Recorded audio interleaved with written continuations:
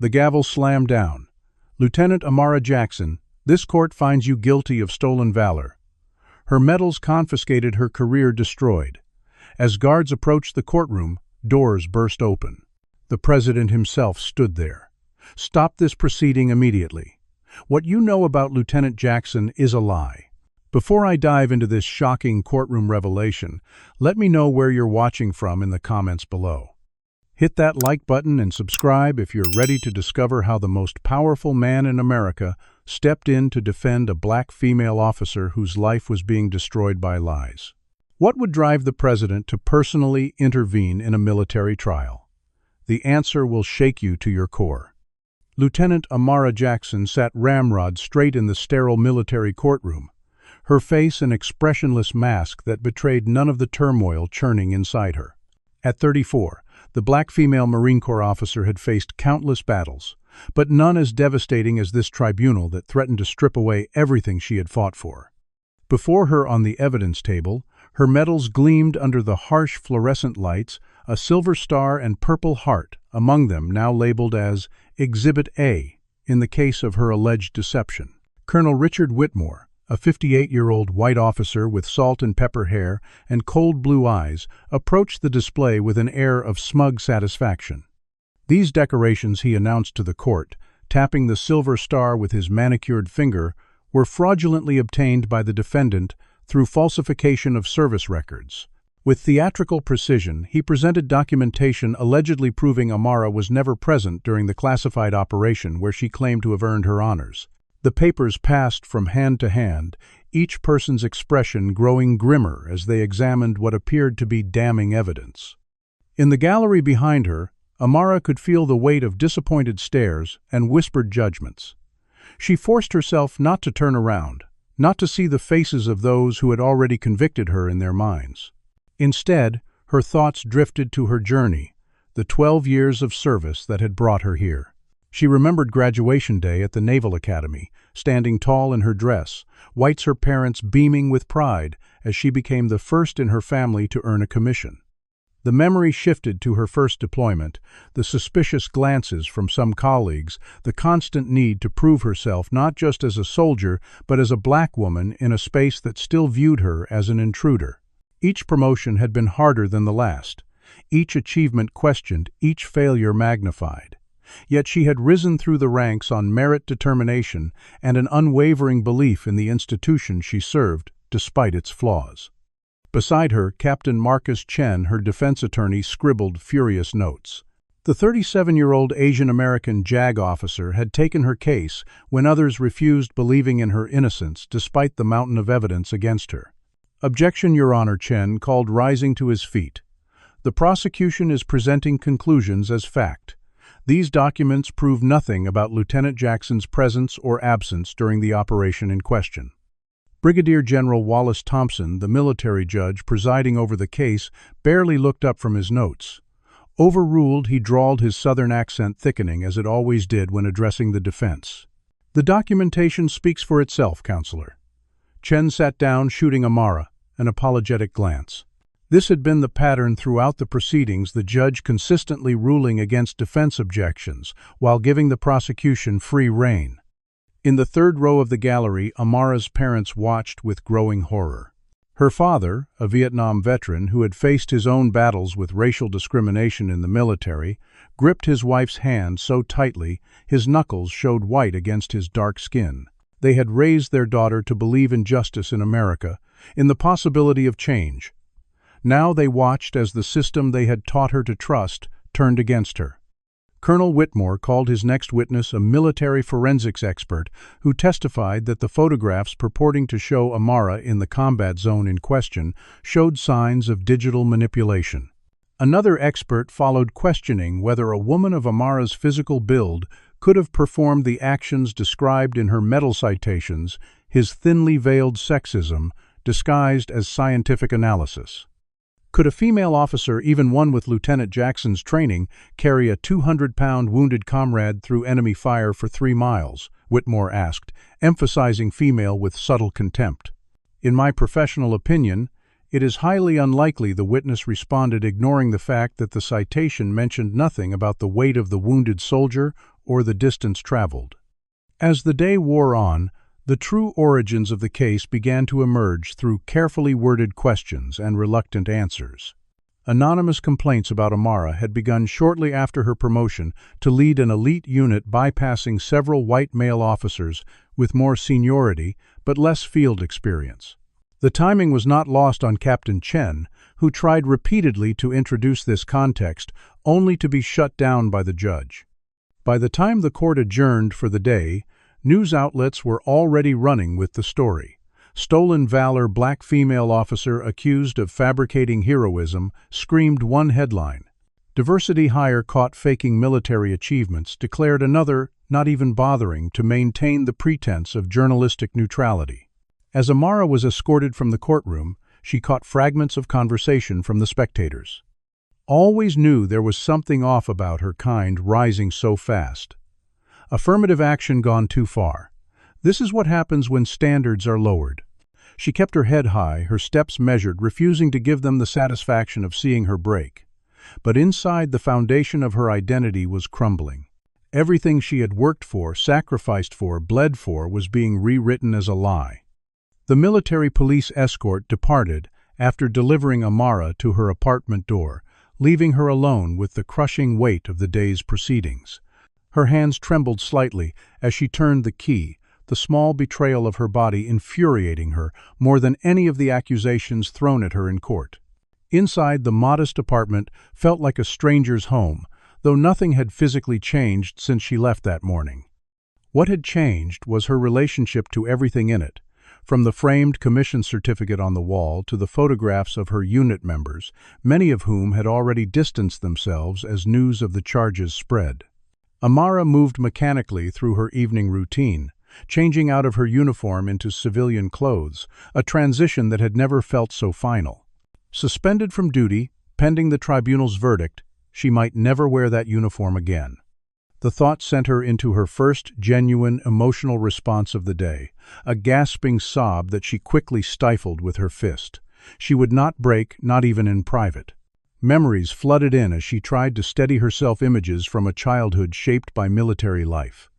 Her father, Master Sergeant Jerome Jackson, returning from deployment with haunted eyes, but always a smile for his little soldier. She remembered sitting on his lap at age 7, asking why some of the other soldiers didn't talk to him, and his careful explanation about the prejudice that followed black servicemen even into battle. "Some folks will never see past your skin, Amara," he had told her, "but that doesn't change who you are or what you're capable of." She remembered her mother Darlene, a schoolteacher, who ran their household with military precision during her father's frequent absences, teaching her to hold her head high, no matter what others said or thought. It was her mother who had dried her tears after classmates mocked her career ambitions, telling her firmly, "Black women have always been warriors, Amara. We just haven't always gotten the medals for it." That night after dinner, while her father was on deployment, she had made a solemn vow to prove that black women belonged in combat roles, belonged anywhere their talents and determination could take them. Now that vow had cost her everything. The tribunal wasn't just attacking her career, but her entire family. Her mother had called earlier trying to sound strong despite the whispers she was facing at the church, where she had been a respected elder for 20 years. Her younger brother Marcus, a second-year cadet at the Air Force Academy, reported being harassed by classmates, questioning whether his admission had also been part of some diversity quota rather than earned on merit. The ripples of the accusation were turning into waves, drowning everyone connected to her. Her phone had been buzzing all day with notifications, but few were messages of support. Former friends and colleagues who had served beside her, shared meals with her, celebrated promotions with her, were suddenly silent, or worse, publicly distancing themselves from the disgrace. Only Captain Chen and her longtime mentor, retired Sergeant Major Isaiah Washington, had stood firmly by her side, refusing to believe the allegations despite the seemingly irrefutable evidence. A knock at the door interrupted her thoughts. Through the peephole, she saw Sergeant Major Washington's imposing figure, his dark face creased with concern. She opened the door to find him holding a bag of takeout food from their favorite barbecue place, a small gesture of normalcy in a world turned upside down. "Thought you might not feel like cooking," he said, simply stepping inside without waiting for an invitation. Isaiah Washington had been her father's friend, before becoming her mentor, a mountain of a man whose intimidating presence concealed a deeply compassionate heart. At 62, retirement had done little to diminish his military bearing or his protective instinct toward those he considered family. "They're trying to scare me off," he told her, as they ate, his voice matter-of-fact. "Got some calls today suggesting I might want to reconsider my associations if I value my retirement benefits and reputation." Amara looked up sharply. "You shouldn't be here, Sergeant Major. They'll come after you, too." Washington fixed her with the same stern look he had used to discipline raw recruits for decades. "Lieutenant, if you think I'm abandoning you to these vultures, you've suffered a head injury I should know about." His loyalty brought the sting of tears to her eyes, which she blinked away quickly. After Washington left promising to return the next day, Amara noticed something on her door she had missed upon entering. Someone had scratched a racial slur into the paint, the crude letters a stark reminder that for some, this case was about much more than stolen valor. Inside, she opened a drawer in her desk, pulling out a bundle of letters she had saved over the years. Notes from soldiers she had served with thanking her for her leadership, her courage, her unwavering dedication to bringing everyone home alive. One in particular caught her eye from a young private who had been under her command during her first leadership role. "Lieutenant Jackson," it read, "I enlisted because I needed money for college, not because I believed in anything. Watching you lead, seeing how you never asked anyone to take a risk you wouldn't take yourself, made me understand what service really means. Thank you for making me believe." The contrast between these words and the current accusations created a cognitive dissonance that threatened to tear her apart. A particularly painful memory surfaced as she returned the letters to their drawer, a scene from 3 years earlier when she had received a commendation for leading a successful extraction of civilians from a combat zone. At the ceremony, she had overheard a senior officer commenting that she had only received the honor because the brass needed a diversity photo op, dismissing months of planning and a mission that had nearly cost her life. She had swallowed the insult, then telling herself that results mattered more than recognition that changing the system required working within it. Now she wondered if that had been naivete.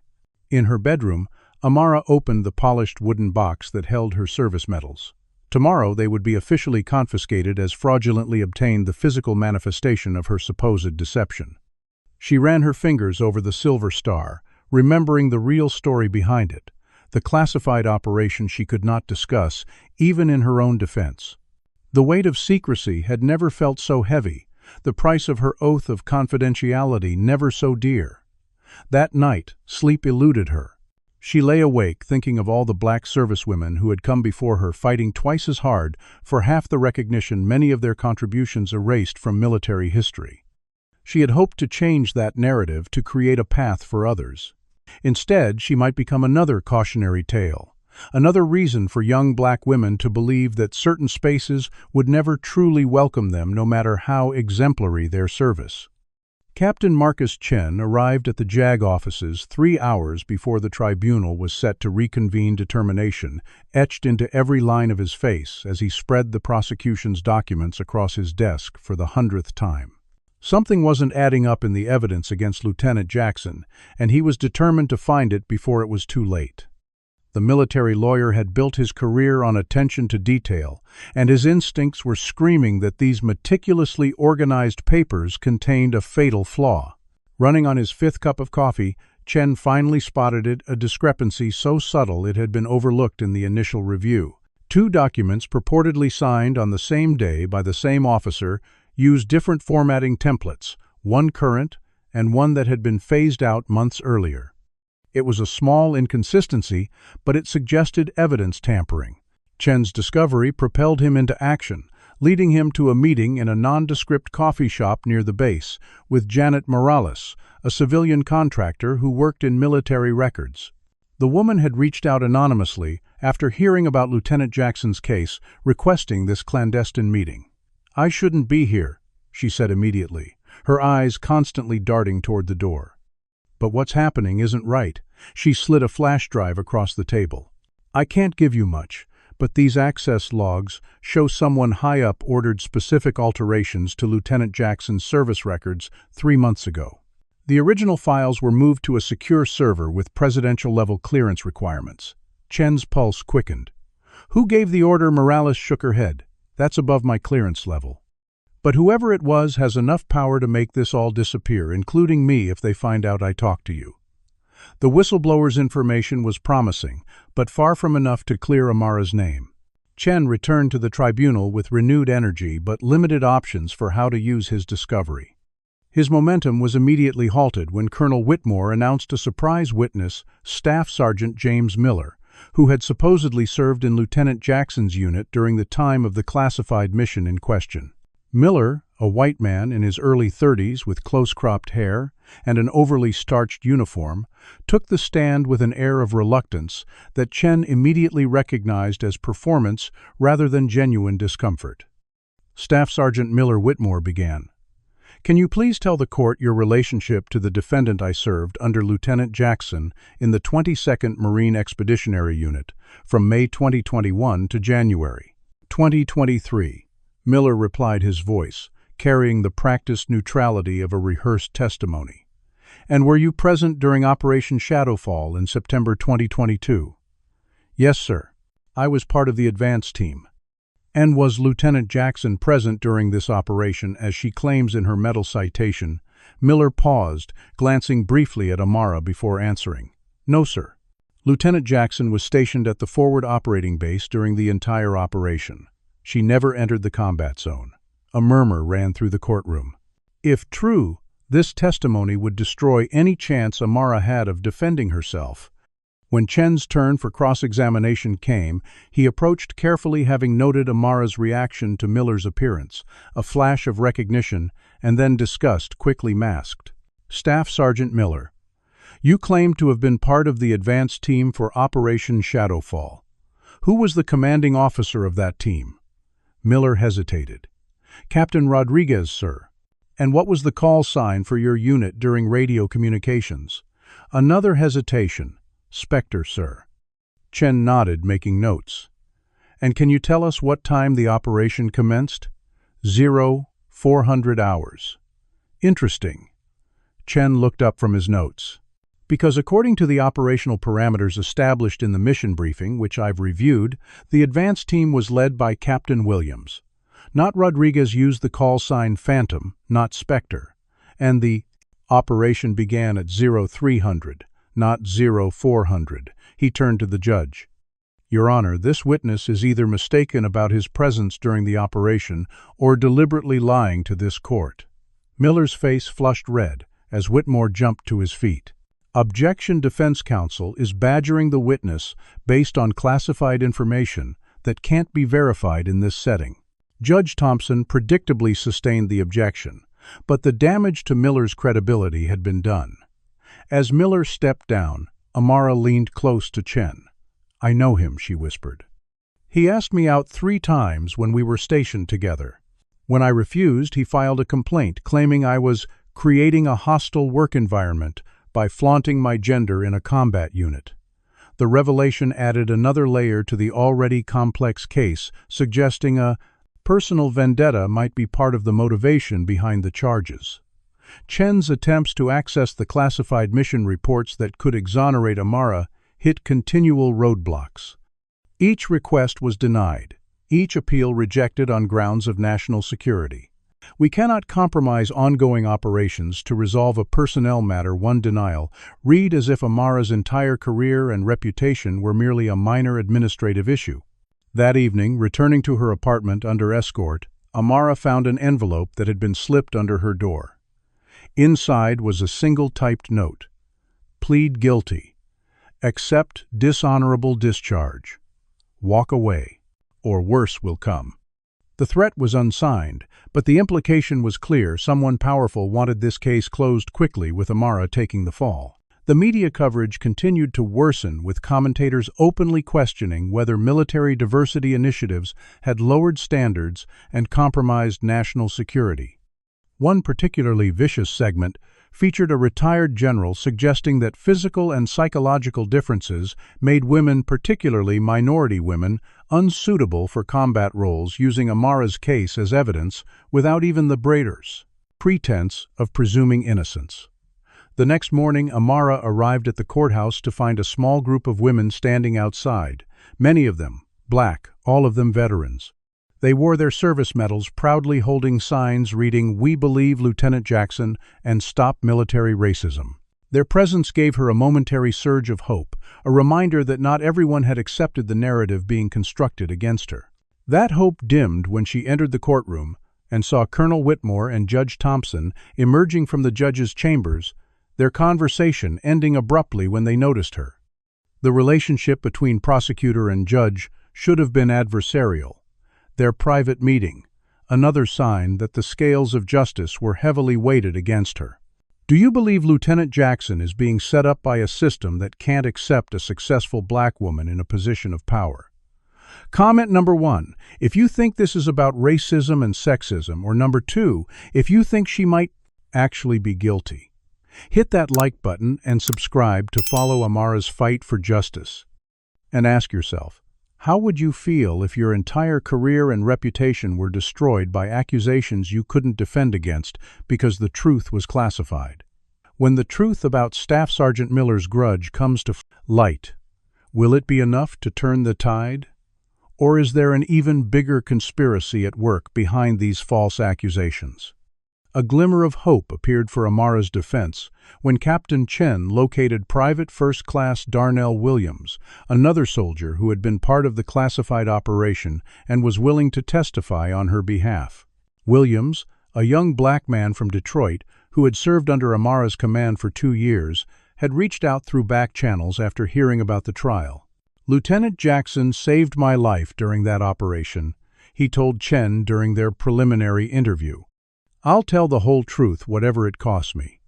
His testimony could be the breakthrough they needed, an eyewitness who could directly contradict the prosecution's claim that Amara was never present in the combat zone. Chen prepared Williams thoroughly, knowing the prosecutor would try to discredit him or twist his words. They arranged for him to appear the following morning, giving Whitmore minimal time to prepare a counterattack. But hours before Williams was scheduled to testify, Chen received a frantic call. "I can't do it," Williams said, his voice shaking. "They know where my family lives. My sister found a note on her car with pictures of my nephews at their school. The note said they would hurt them if I testified." The threat had accomplished its purpose, silencing a crucial witness through fear. Chen tried to convince Williams that they could get protection for his family, but the young soldier had lost his nerve. "I'm sorry," he said before hanging up. "Lieutenant Jackson would understand. She always put families first." The loss of Williams' testimony was devastating, but it was nothing compared to the betrayal Amara discovered later that day. During a recess, she happened to glance at a document Colonel Whitmore had left visible on the prosecution table, a formal authorization for the investigation signed by her own commanding officer, Colonel Samuel Grant. Seeing his signature felt like a physical blow. Grant, a 50-year-old white officer who had been her superior for the past 3 years, had always seemed supportive of her career. He had recommended her for promotion, praised her leadership publicly, and defended her when others questioned her capabilities. Now his signature was on the document that had initiated this nightmare. The betrayal triggered a flashback to a mission 2 years earlier, in a remote mountain region. Their unit had been ambushed, communications cut off, and Colonel Grant severely wounded by shrapnel. Amara had carried him 3 miles through hostile territory to the extraction point, fighting off attackers while keeping pressure on his wounds. He had lost consciousness several times during the journey, but each time he woke he had whispered, "Not leaving you behind, Lieutenant. We go home together." After their rescue, he had recommended her for a commendation, telling anyone who would listen that she had saved his life through exceptional courage and leadership under fire. The memory made his betrayal even more incomprehensible and painful. When court resumed, the prosecution introduced a new line of attack, presenting evidence that Amara's fitness reports had been allegedly falsified to fast-track her promotion. Major Gregory Phillips, the officer responsible for personnel evaluations, testified that Amara's scores were statistically improbable compared to her peers, implying misconduct rather than exceptional performance. In my 20 years of processing fitness reports, Phillips stated, "I have never seen scores this consistently high without some form of manipulation." He carefully avoided directly accusing Amara of falsifying the reports herself, instead suggesting that someone had intervened on her behalf, playing into existing prejudices about affirmative action and preferential treatment. The implication was clear: Amara had not earned her rank or achievements, but had been artificially elevated as a token of diversity. The case was exposing deep racial tensions within the military community. White officers who had previously been cordial now avoided eye contact in the corridors. Some officers of color kept their distance, too fearful of being associated with a troublemaker and facing similar accusations. Others showed subtle signs of solidarity: a nod in the hallway, a hand briefly resting on her shoulder in passing, small gestures that carried enormous risk in the current climate. The stress was taking a physical toll on everyone connected to Amara. After court adjourned, she received word that Sergeant Major Washington had suffered a heart attack after a heated confrontation with Colonel Grant about his betrayal. Rushing to the hospital, Amara found her mentor pale and diminished against the white hospital sheets, machines monitoring his vital signs. "Should have seen Grant's face when I called him out," Washington said weakly when he saw her. "Man couldn't even look me in the eye." He motioned for her to come closer, his voice dropping to a whisper. "Listen carefully. There's a server in the Pentagon basement, Section D, Terminal 4. That's where they moved the original files. Someone's trying to bury something bigger than you, and you're the scapegoat." Before Amara could ask for clarification, Washington's eyes rolled back and alarms began to sound. Medical staff rushed in, pushing her aside as they worked to stabilize him. She was ushered from the room, the vital information Washington had shared now her sole responsibility. Captain Chen, meanwhile, had been conducting his own investigation into Colonel Whitmore's background and discovered a potential motive for the prosecutor's vendetta. Whitmore had been passed over for promotion to Brigadier General the same year Amara received her Silver Star and subsequent promotion. The selection board had specifically cited Amara's mission as an example of the kind of innovative leadership the modern military needed, implicitly contrasting it with Whitmore's more traditional approach. For a career officer like Whitmore, who came from a family with a multi-generational military legacy, being passed over in favor of a younger black woman would have been a humiliation he couldn't accept. The prosecution rested its case with a smugness that suggested they believed victory was assured. Media outlets began running stories with headlines like "Stolen Valor Case Reaches Conclusion" and "Disgraced Officer Faces Certain Conviction," as if the verdict had already been decided. For many observing the case, it had been the court of public opinion, requiring far less evidence than a military tribunal. That night, alone in her apartment, Amara stared at the photograph of her unit, focusing on Colonel Grant's face, trying to understand how someone who owed her his life could so completely abandon her when she needed him most. The betrayal cut deeper than any of the accusations or evidence presented in court. It reinforced what her father had warned her about years ago, that no matter how loyal she was to the institution's loyalty to her would always be conditional, subject to revocation when her presence became inconvenient or threatening to the status quo. The day Captain Chen began presenting Amara's defense marked a shift in the courtroom atmosphere, a tension that suggested everyone recognized this as the last stand of a doomed campaign. Chen approached the proceedings with a strategic mind, knowing their evidence was limited and their witnesses few. Still, he projected a confidence he didn't entirely feel, refusing to concede defeat before the battle had truly begun. His opening statement emphasized Lieutenant Jackson's exemplary service, recorded her numerous commendations prior to the disputed medals, and the suspicious timing of the accusations coming immediately after her historic promotion. The prosecution would have you believe that Lieutenant Jackson suddenly decided to risk her entire career by fabricating heroic actions, Chen argued. This makes no logical sense for an officer with an unblemished record who had already achieved significant recognition through legitimate means. Judge Thompson appeared unmoved, checking his watch repeatedly, as if the defense was merely a formality to be endured before the inevitable guilty verdict. Chen called his first character witness, Corporal Sofia Rodriguez, who had served under Amara's command during her first deployment. Rodriguez spoke warmly of Amara's leadership, describing how she had created mentorship programs for female recruits and always led training exercises personally instead of delegating them. Lieutenant Jackson never asked anyone to do something she wouldn't do herself, Rodriguez testified. She earned respect through actions, not rank. Colonel Whitmore's cross-examination was brutal, insinuating that Rodriguez had received preferential treatment as another diversity candidate, and suggesting that her testimony was motivated by demographic solidarity rather than factual observation. When Rodriguez firmly rejected these characterizations, Whitmore shifted tactics, asking if she had been present during Operation Shadowfall. When she admitted she hadn't, he dismissed her entire testimony as irrelevant. This pattern, repeated with each character, witnessed the prosecution systematically discrediting their testimonies through aggressive questioning, filled with coded racial and gender bias. One by one, Chen watched his witnesses leave the stand, looking defeated, their sincere accounts of Amara's leadership and integrity, twisted into something unrecognizable. The turning point came when Amara herself took the stand, a risk Chen had argued against, but which she had insisted upon. "I won't hide behind procedure while they destroy everything I've worked for," she had told him. "If I'm going down fighting." On the stand, Amara maintained her composure as she recounted her military career, her voice steady even when describing incidents of discrimination she had faced.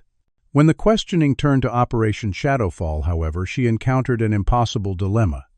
The operation remained classified, meaning she could neither confirm nor deny specific details without violating her security clearance. Yet her entire defense hinged on proving she had been present and performed the actions described in her present medal citations. Lieutenant Jackson Chen asked carefully, "Were you present during Operation Shadowfall as stated in your Silver Star citation?" "I was," Amara answered firmly. "And did you perform the actions described in that citation?" "I did." "Can you describe those actions for the court?" Amara hesitated, glancing at the judge. "Many aspects of the operation remain classified.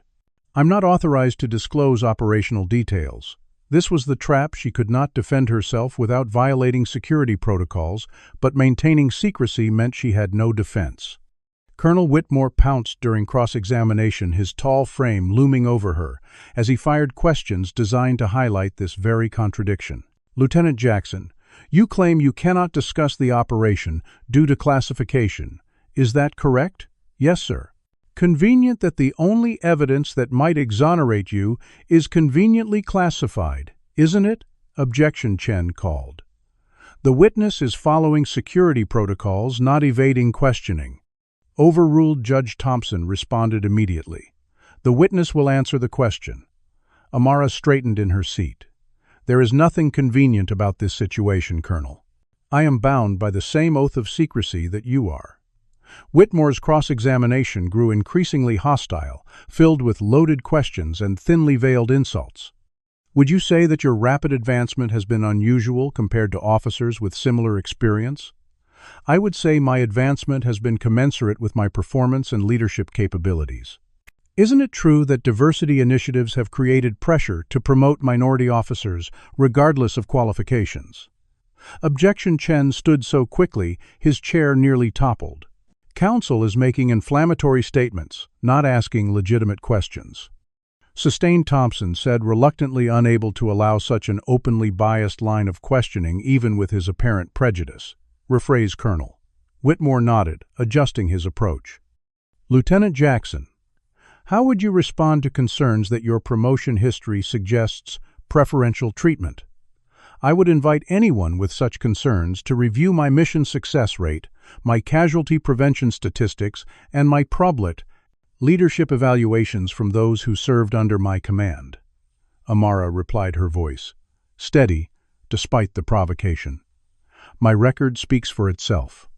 Throughout the questioning, Chen noticed Amara's former squad members sitting silently in the gallery, their expressions tense. He had approached several of them about testifying, but all had declined, citing concerns about their careers or direct orders from superiors to avoid involvement. Their presence suggested support they were afraid to voice openly, another indication of the pressure surrounding the case. As Chen continued presenting his defense, he attempted to introduce evidence of similar cases where white officers had been treated differently when questions arose about their service records.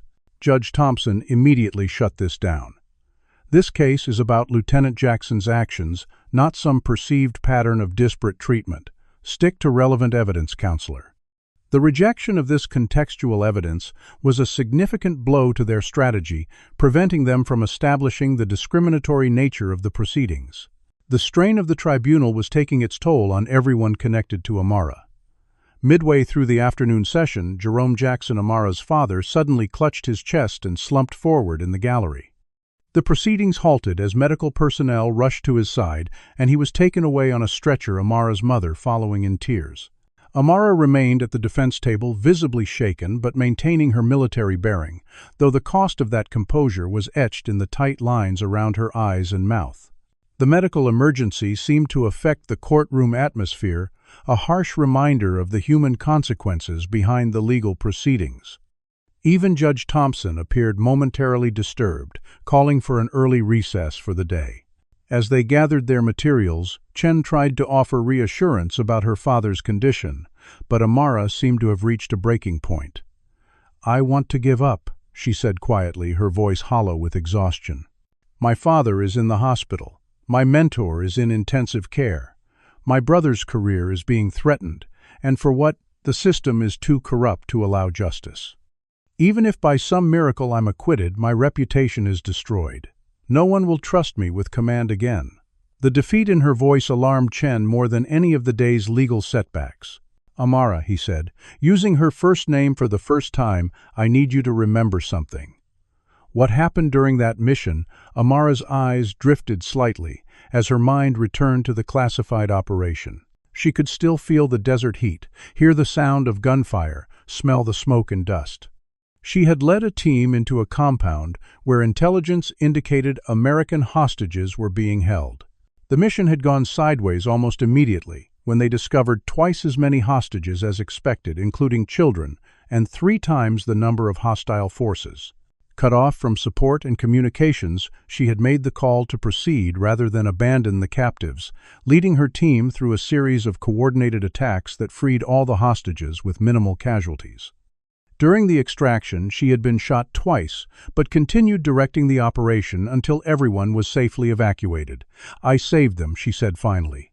"Every single one of them. Not because I wanted a medal, but because it was my job, and they were counting on me." "Then you owe it to them to keep fighting," Chen replied. "Because this isn't just about you anymore. It's about every soldier who does their duty without recognition, every officer who faces discrimination, and every American who deserves to know that their military values truth and justice over prejudice and politics." The morning after Amara's testimony, Captain Chen arrived at his office to find a nondescript package waiting on his desk, its plain brown wrapping bearing no return address or identifying marks. Inside was a flash drive and a note that read simply, "Security cam footage, Operation Shadowfall Forward Base, Sept 14-21-2022. Verified timestamp authentication code DFJ 77211X. Chen immediately secured his office door and inserted the drive into his computer, heart pounding as he navigated through the files. The footage clearly showed Lieutenant Amara Jackson present at the forward operating base during the dates in question, directly contradicting prosecution witness testimony. More importantly, it showed her leading a team out for the mission and returning wounded, being carried on a stretcher, but still issuing orders to secure the rescued hostages. The authentication code embedded in the footage would make it virtually impossible to dismiss as fabricated. This was the evidence they needed, but its anonymous delivery raised as many questions as it answered. Who had access to this classified material? Who was taking such a risk to ensure justice was served? And why now, when the case seemed all but lost? As Chen was contemplating these questions, his office phone rang with a blocked number. Captain Chen, a digitally altered voice said when he answered. Grand Park, Southeast Bench, 1 hour. Come alone. Before he could respond, the caller hung up. The mysterious meeting in a public park seemed like something from a spy thriller rather than a military justice case, but Chen had few options and fewer allies. He arrived early, scanning the area for surveillance or signs of a trap. A man in a tailored gray suit approached precisely on time, sitting beside Chen without making eye contact. I represent certain interests within the intelligence community, the man said quietly. What's happening to Lieutenant Jackson is part of a larger issue that threatens national security and the integrity of our military justice system. Chen studied the man's profile, noting his rigid posture and controlled breathing. Who are you? The man finally turned, revealing sharp features and eyes that had clearly seen more than they wanted to. My name doesn't matter. What matters is that Operation Shadowfall uncovered something that powerful people want buried. Lieutenant Jackson isn't the target.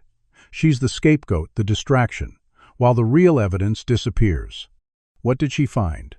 Her team rescued hostages from a compound that wasn't supposed to exist, being held by forces that weren't supposed to be there.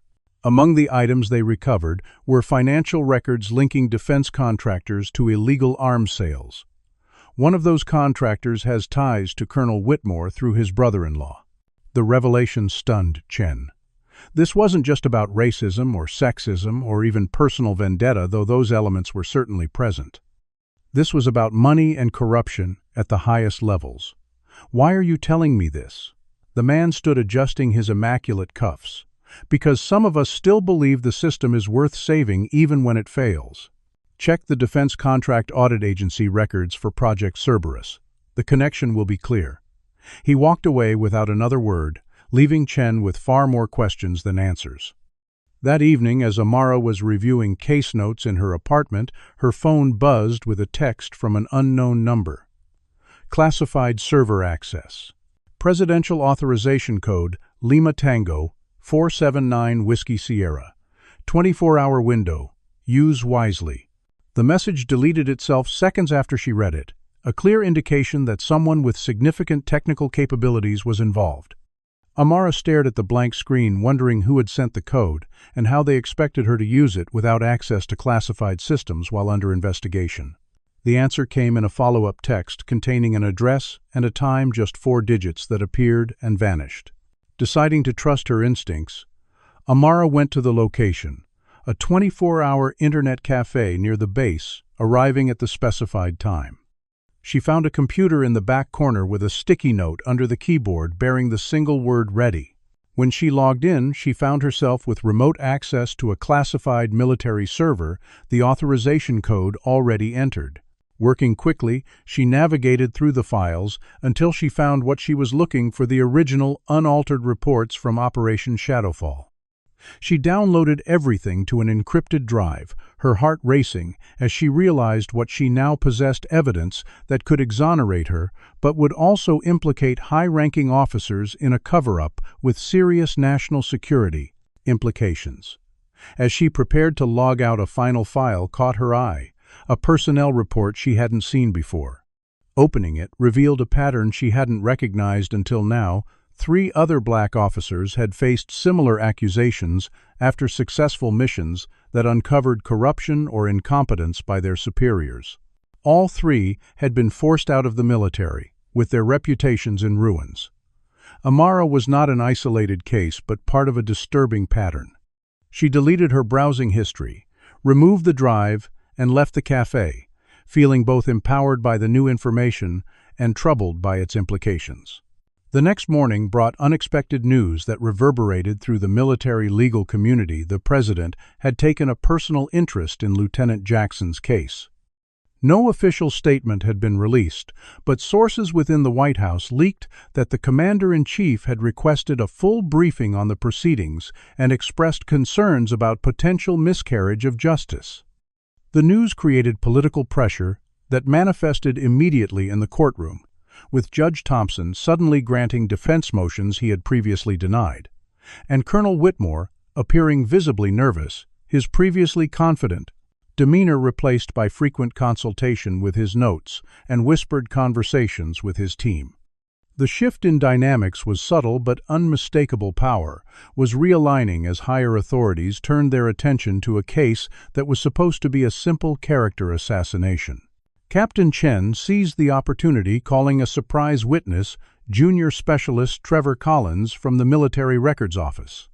Collins testified that he had observed unusual activity in Lieutenant Jackson's file, including middle-of-the-night access by users with high-level clearance and the removal of original documents that were replaced with altered versions. The changes were made to make it appear Lieutenant Jackson was never deployed to the region in question during Operation Shadowfall. Collins stated, his voice steady, despite the risk he was taking. I reported the discrepancies through proper channels, but my concerns were dismissed. Colonel Whitmore's cross-examination was uncharacteristically flustered as he tried to discredit Collins as a junior officer who didn't understand complex record-keeping protocols. His questions became increasingly disjointed, his legendary composure cracking as he sensed control of the narrative slipping away. The momentum continued to shift when news cameras captured the arrival of 3 high-ranking Pentagon officials at the courthouse, their presence suggesting the case had implications far beyond a single officer's reputation. Rumors spread that classified briefings were being held, that the president had ordered the release of redacted mission reports, that careers much more established than Amara's now hung in the balance. After 3 weeks of character assassination and seemingly insurmountable evidence against her, Lieutenant Amara Jackson suddenly found herself at the center of a story that was rapidly changing from disgraced officer to possible whistleblower in the public narrative. Can you believe the corruption being exposed in this case? Comment number 1. If you think this conspiracy goes all the way to the top, or number 2, if you think Amara is being used as a scapegoat by Colonel Whitmore to cover his own corruption. Like and subscribe to find out what happens when Amara finally gets access to the classified evidence that could clear her name. The question remains, will the president's interest be enough to overcome years of systemic discrimination, or will powerful forces within the military find a way to silence Amara and anyone who supports her? The truth about Operation Shadowfall is more explosive than anyone realized, and some would kill to keep it buried forever. The energy in the courtroom shifted palpably as Captain Chen rose to his feet the next morning, armed with new evidence and a confidence that had been absent in previous sessions. Your Honor, he began the defense calls Mr. 2, Daniel Forrester. A murmur ran through the gallery as a middle-aged man in a well-worn suit made his way to the witness stand. Colonel Whitmore immediately objected. Your Honor, this witness was not on the defense's list. We've had no opportunity to prepare for cross-examination. Chen was ready for this. Mr. Forrester only contacted us last night, Your Honor. His testimony is directly relevant to the matter at hand and critical to Lieutenant Jackson's defense. Judge Thompson, now visibly more cautious in his rulings, since news of presidential interest in the case reluctantly allowed the witness to proceed. The court will hear the witness, but counsel is advised that this irregular procedure will not be tolerated again. Forrester was sworn in his civilian status, immediately setting him apart in the military courtroom. Mr. Forrester, could you please tell the court your occupation? Chen asked. I'm a security contractor with Global Shield International. We provide civilian support for military operations in high-risk environments. And were you present during Operation Shadowfall in September 2022? Yes, I was. Our team was responsible for communications support and perimeter security at the forward operating base. Did you have occasion to observe Lieutenant Amara Jackson during this operation? Forrester nodded firmly. I did. Lieutenant Jackson was not only present at the FOB, but she personally led the extraction team. I watched her brief her squad deploy with them and return with the rescued hostages, despite being wounded in action. His testimony directly contradicted the prosecution's central claim that Amara had never been present during the operation. Colonel Whitmore rose, his face flushed with barely controlled anger. Your Honor, this testimony concerns classified operations. The witness should not be discussing these matters in open court. Chen was prepared for this objection as well. Your Honor, I have here an executive order signed yesterday temporarily declassifying specific aspects of Operation Shadowfall for the purposes of these proceedings. He handed copies to the judge and prosecution. Mr. Forrester has been cleared to testify about Lieutenant Jackson's presence and actions, though operational details remain classified. Whitmore examined the document, his expression darkening, as he recognized the presidential seal. His attempt to block Forrester's testimony had failed, forcing him to proceed with cross-examination instead. Mr. Forrester Whitmore began, his tone icy. As a civilian contractor, you wouldn't be privy to the full operational details or chain of command decisions, would you? I was responsible for communications, Colonel. Every order, every movement, every report came through my equipment. I heard Lieutenant Jackson's voice on the comm throughout the operation, directing her team through the compound, coordinating the hostage extraction. And you're absolutely certain it was Lieutenant Jackson you saw and heard. Military operations are chaotic, identifications can be mistaken. Forrester smiled slightly. Lieutenant Jackson was the only black female officer at that FOB, Colonel. There was no mistaking her. Additionally, I personally helped treat her wounds when the team returned. Unless you're suggesting I can't tell the difference between treating a real person and an empty stretcher, there's no question she was there. The gallery erupted in muted laughter, quickly silenced by Judge Thompson's gavel. Whitmore's cross-examination grew increasingly desperate as he tried to undermine Forrester's credibility, suggesting financial incentives or personal connections to Amara that might explain his testimony.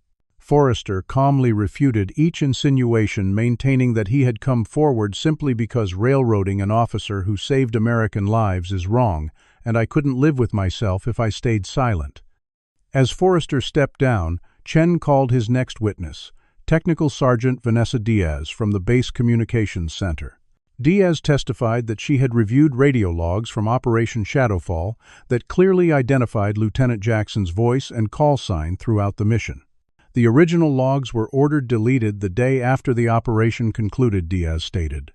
But standard protocol requires backup copies be maintained on a separate server for security purposes. Those copies confirm Lieutenant Jackson's active participation in the mission.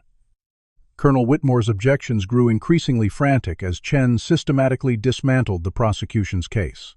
When he attempted to have Diaz's testimony stricken from the record, Judge Thompson, now clearly concerned about the direction of the case, overruled him.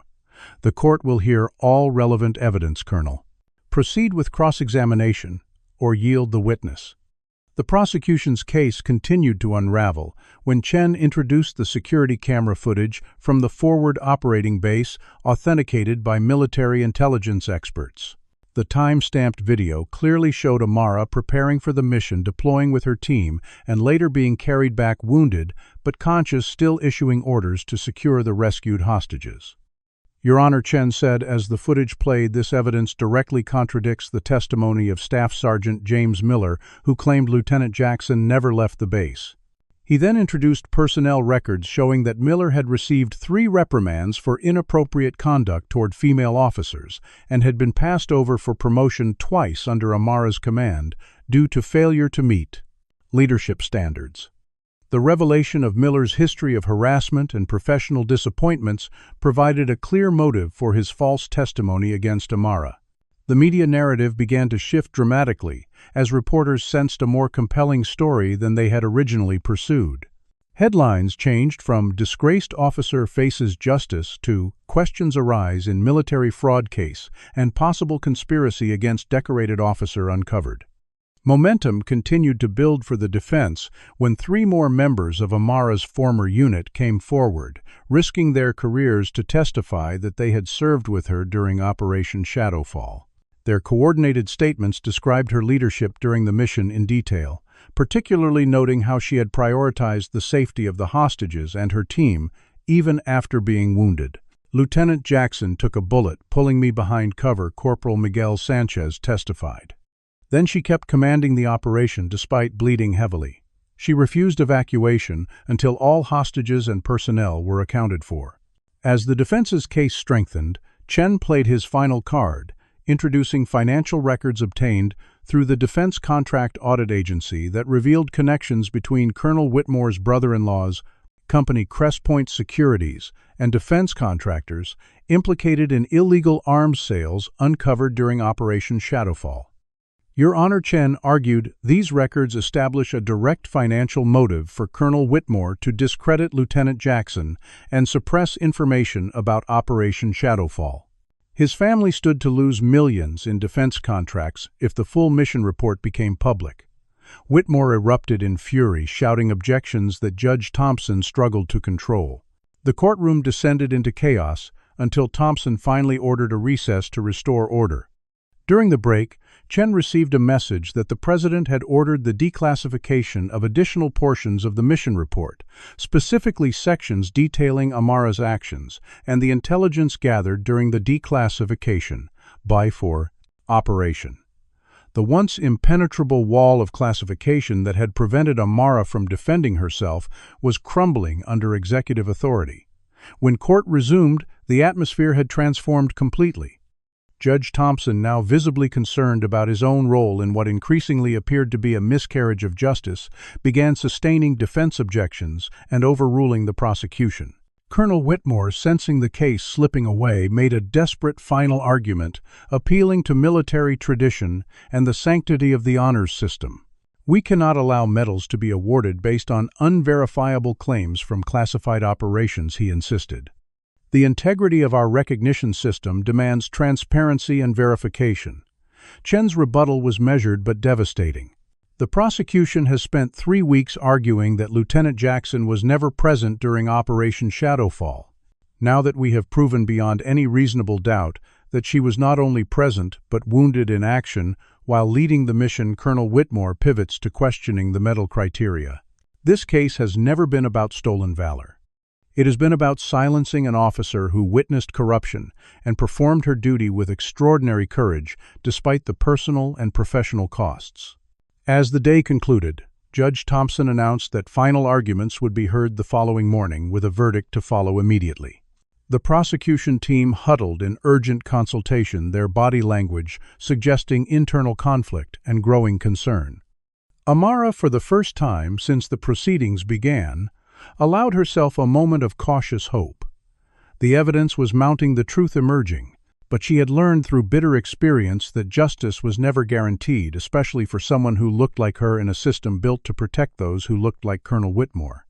That evening, as Amara reviewed case notes with Chen in his office, they received word that the president himself would be attending the final day of proceedings, an unprecedented level of executive interest in a military justice case. The news sent shockwaves through the base, with senior officers suddenly scrambling to distance themselves from the prosecution's case. Colonel Grant, Amara's commanding officer, who had signed off on the investigation, attempted to contact her, leaving messages claiming he had been misled about the nature of the accusations. She deleted them without responding, his betrayal still too fresh to contemplate forgiveness. "Be prepared for anything tomorrow," Chen advised as they concluded their preparation. Whitmore is cornered, and that makes him dangerous.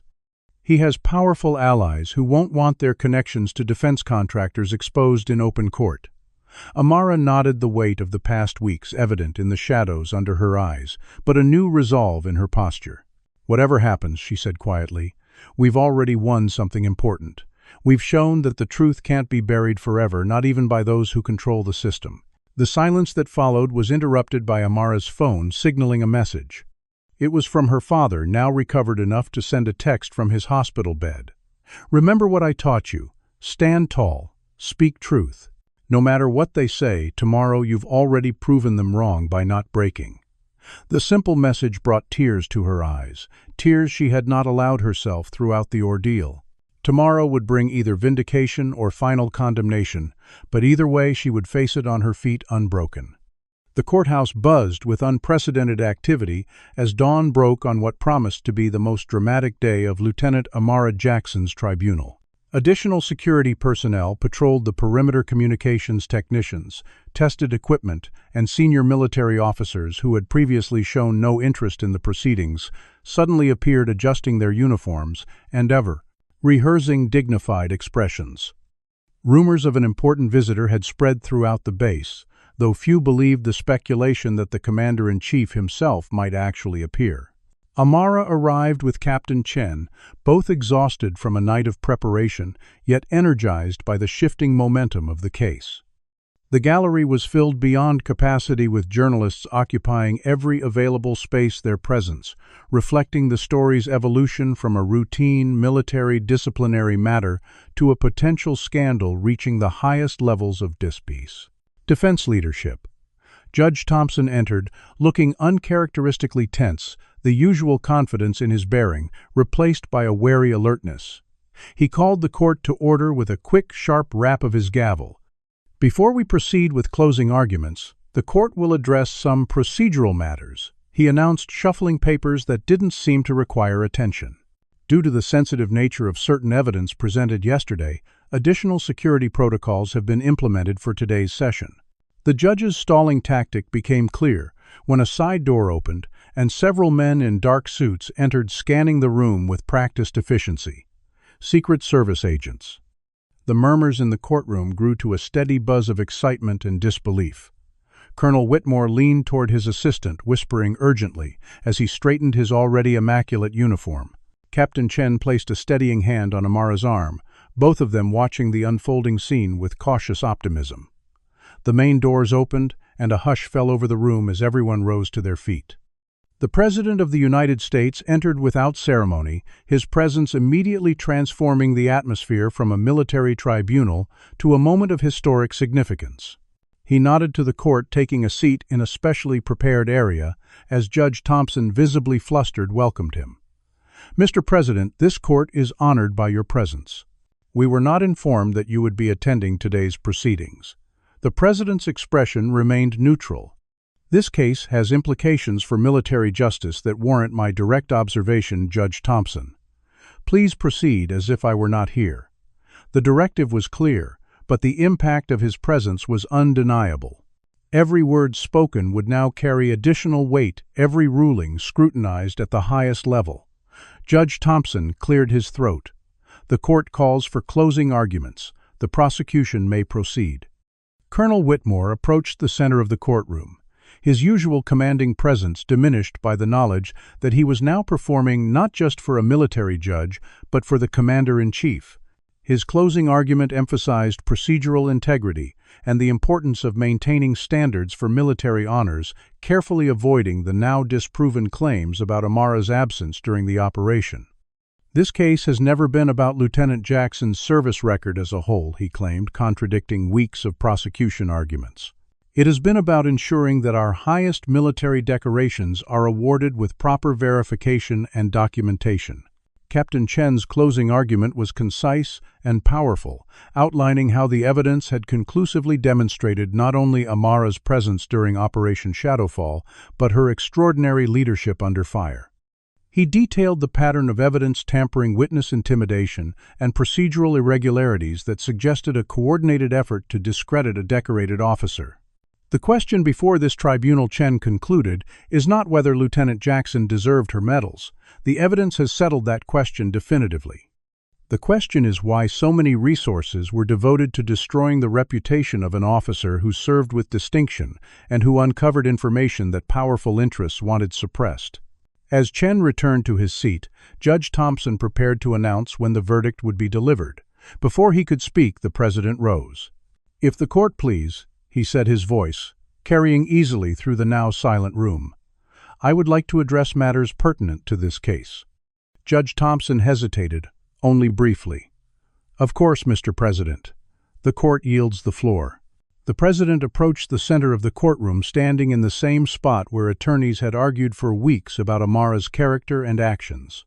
"As Commander-in-Chief, I have the authority to declassify information when it serves the national interest. I am exercising that authority now to declassify specific details of Operation Shadowfall that are directly relevant to these proceedings."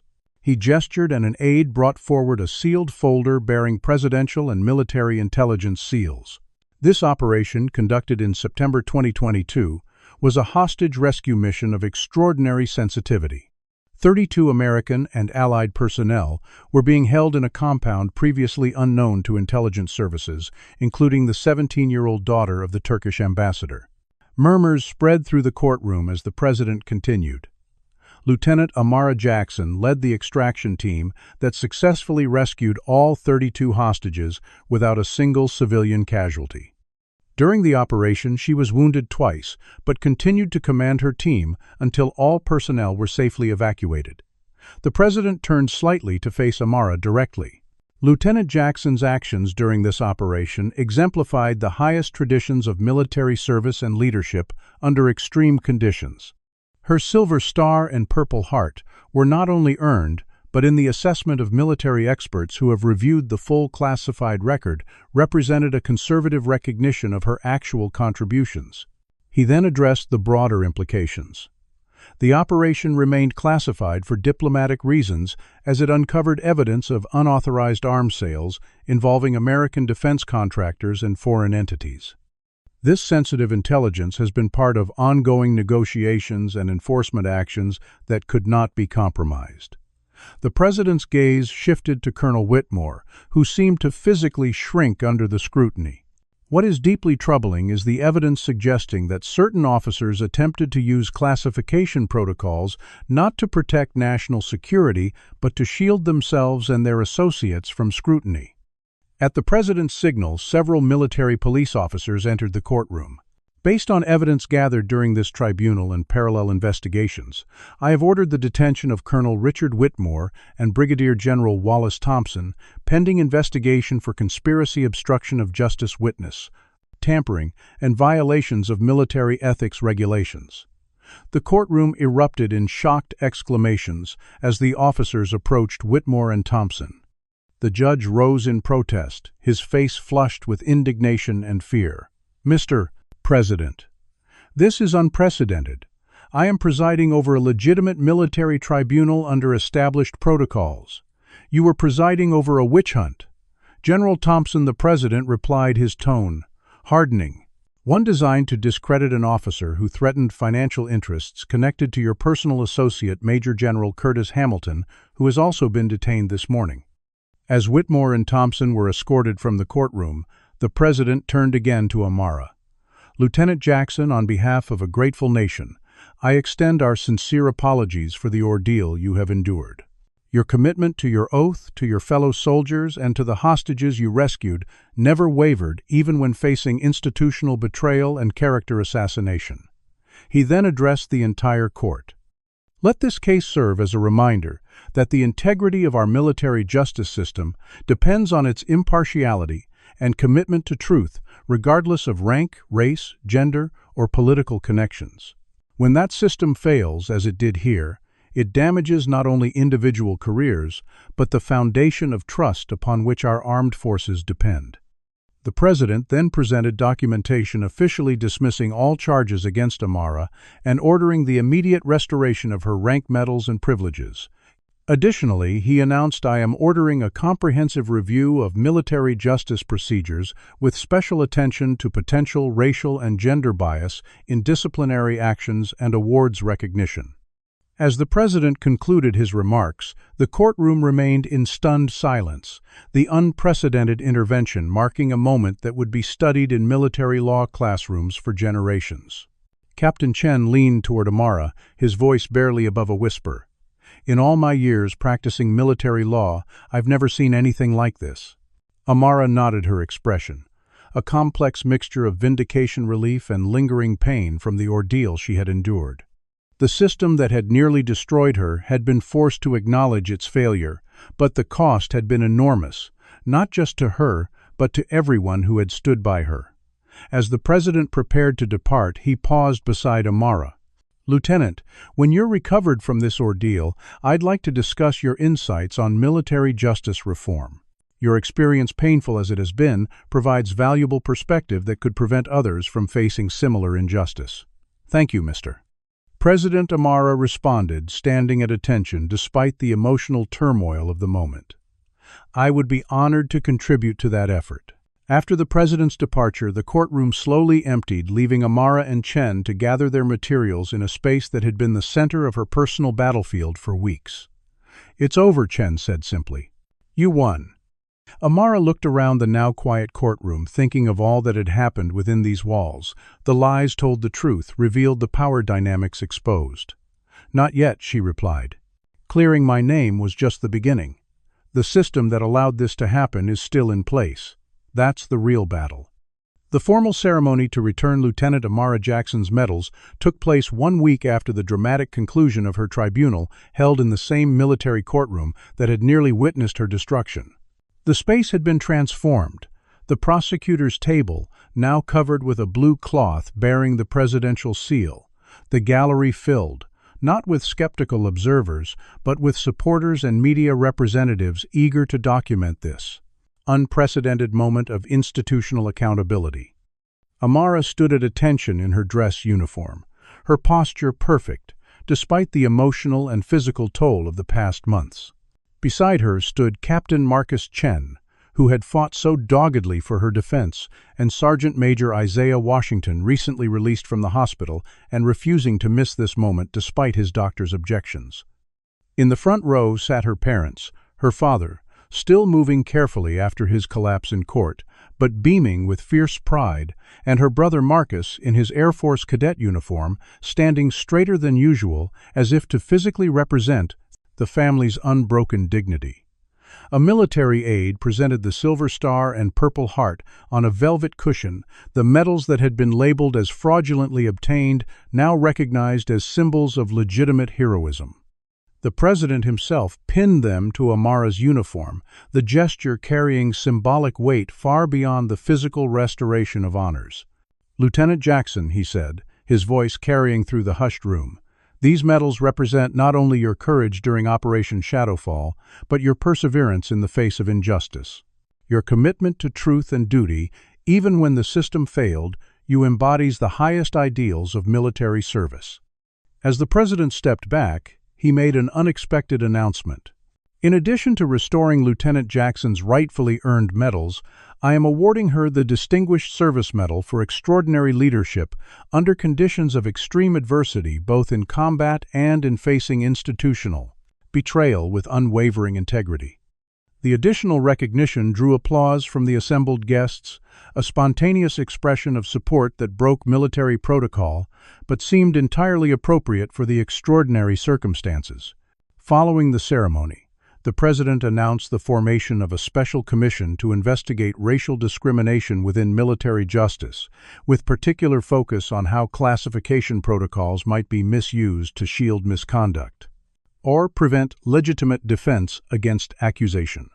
"Lieutenant Jackson's case has exposed systemic weaknesses that must be addressed," he stated. "This commission will examine patterns of disparate treatment, establish new safeguards against abuse of classification, and recommend reforms to ensure that military justice truly lives up to its name." The media coverage of Amara's exoneration and the subsequent investigation represented a complete reversal from the earlier narrative. Publications that had condemned her now highlighted her story as an example of resilience against discrimination, while military affairs specialists began examining other cases of minority officers facing questionable charges after successful operations or promotions. For Amara, the public vindication brought relief, but not complete healing. The betrayal by colleagues she had trusted, particularly Colonel Samuel Grant, her former commanding officer, had left wounds that medals could not mend. Grant approached her at the reception following the ceremony, his expression a careful composition of regret and hopefulness. "Lieutenant Jackson," he began using her rank as a sign of respect after weeks of allowing others to strip it from her in spirit, if not officially. "I want to express my deepest apologies for my role in this situation. I was led to believe that there were legitimate concerns about the operation reports, and I never imagined the investigation would become what it did." Amara studied the man who had once relied on her to save his life, who had praised her leadership publicly, while signing documents that questioned her integrity. "You never asked for my side of the story," she said, her voice level but unforgiving. "You had served with me for 3 years. I carried you through enemy territory when you were wounded, and yet you accepted accusations against me without question. That's not a failure of judgment, Colonel. That's a failure of character." Grant's face flushed with shame. "You're right. There's no excuse. I allowed myself to be influenced by others who I thought had more information, and I failed in my duty to you as your commanding officer. And, as a human being," Amara added, "your approval of the investigation wasn't just a procedural decision. It was a betrayal of every value you claimed to uphold." She turned to leave, then paused. "I don't know if I can forgive you, Colonel, but I do hope you'll remember this the next time you're asked to choose between political expediency and standing by your people." The confrontation with Grant was one of many difficult moments in the aftermath of Amara's vindication. The return to her unit brought awkward encounters with colleagues who had distanced themselves during her ordeal, now eager to claim they had always believed in her innocence, despite their conspicuous absence when support might have cost them something. Amara navigated these interactions with the same discipline she applied to combat operations, professional but reserved, accepting their congratulations without the warmth of true camaraderie. The most meaningful reunion came when she visited Sergeant Major Washington at his home during his recovery. The older man had been released from the hospital but remained under medical supervision. His heart attack, a physical manifestation of the stress and anger he had experienced on her behalf. "There she is," he said, as she entered, his voice weaker than she remembered, but his eyes as sharp as ever. "The officer who took down colonels and generals without firing a shot." Amara smiled, feeling genuine warmth for the first time in weeks. "I had good backup, Sergeant Major.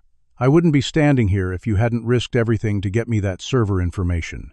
Washington waved away her gratitude. "Did what needed doing, that's all. Some battles are fought with rifles, some with the truth. Both can be equally dangerous depending on who you're fighting."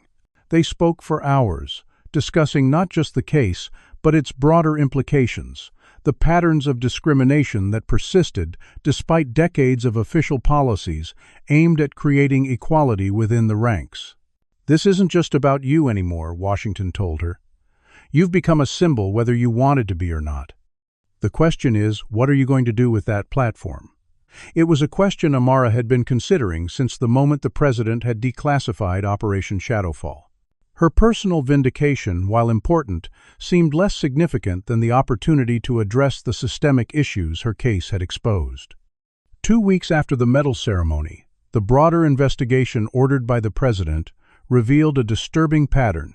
17 minority officers across different branches of the military had faced similar accusations after operations, or promotions that challenged established power structures. 14 had been forced out of the service with their reputations damaged beyond repair. The 3 who had managed to defend themselves had done so at enormous personal and financial cost. The investigation also uncovered evidence of deliberate evidence tampering in at least 11 of these cases, suggesting a coordinated effort rather than isolated incidents of discrimination. As the investigation expanded, several high-ranking officers announced sudden retirements, while others faced official inquiries into their conduct. Military justice reform became a topic of national conversation, with Amara's case frequently cited as evidence of both the system's flaws and the possibility of accountability. For Amara personally, the decision about her future remained complex. She had been offered an immediate promotion to captain and several prestigious positions, including a role at the Pentagon advising on military justice reform. The opportunities represented a validation of her capabilities, but also carried the burden of being viewed as a symbol rather than a soldier. After considerable reflection, Amara chose to remain in active service, accepting the promotion but requesting assignment as a training officer for new lieutenants. "I want to ensure the next generation of officers understands both their responsibilities and their rights," she explained, when questioned about turning down more prestigious positions. "The lessons from my experience shouldn't just inform policy changes, but should be directly transmitted to those who will lead our military in the future."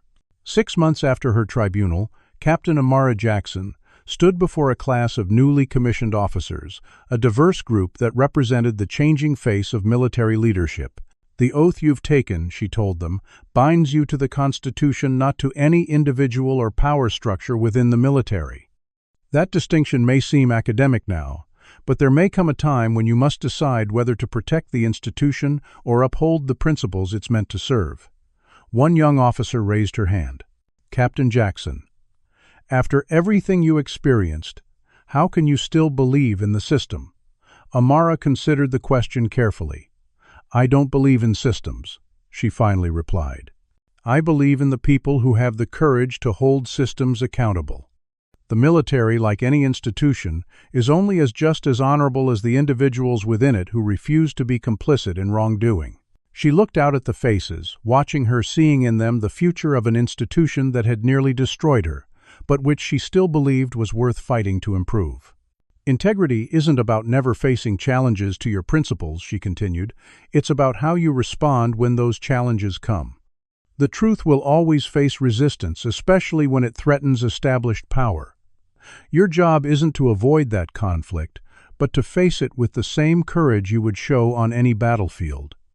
As her first class of officers completed their training, Amara received news that the Presidential Commission had issued its preliminary recommendations, including significant reforms to military justice procedures, new protections for summonary, whistleblowers, and independent review mechanisms for cases involving potential discrimination.